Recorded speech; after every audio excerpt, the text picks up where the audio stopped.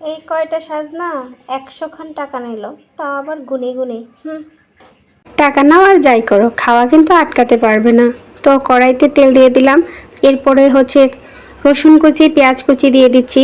এরপর একটু নেড়ে চেড়ে দিয়ে আমি এবার কাঁচামরিচ দিয়ে দিচ্ছি। আমি কিন্তু ভিন্ন স্টাইলে রান্না করি, আপনারা কে কীভাবে রান্না করেন জানি না, আমি কিন্তু এভাবে রান্না করি। রান্নাটা কিন্তু খেতে অসাধারণ হয়। আমার কিন্তু খুবই প্রিয় একটা জিনিস সাজনা, এটা কিন্তু অনেক পুষ্টিকর। ঠিক আছে, সাজনার পাতা বা সাজনা দুইটাই।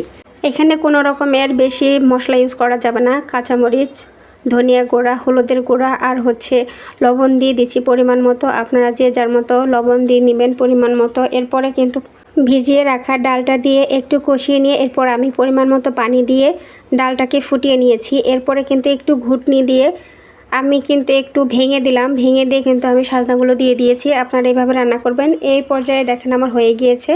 এখন আমি সোমবার দিয়ে নিব, সরিষার তেল দিয়ে নিচ্ছি। এখানে আমি কয়েকটা হচ্ছে ফোড়ন দেওয়ার জন্য জিরা দিয়ে দিচ্ছি, আর হচ্ছে রসুন কুচি দিয়ে দিচ্ছি। আর কিছু দিব না এখানে, আগে আমি পেঁয়াজ কুচি দিয়েছিলাম, তো এখন শুধু হচ্ছে রসুন কুচি দিয়ে সোমবার দিয়ে নিলে কিন্তু আমার রান্নাটা কমপ্লিট হয়ে গেল।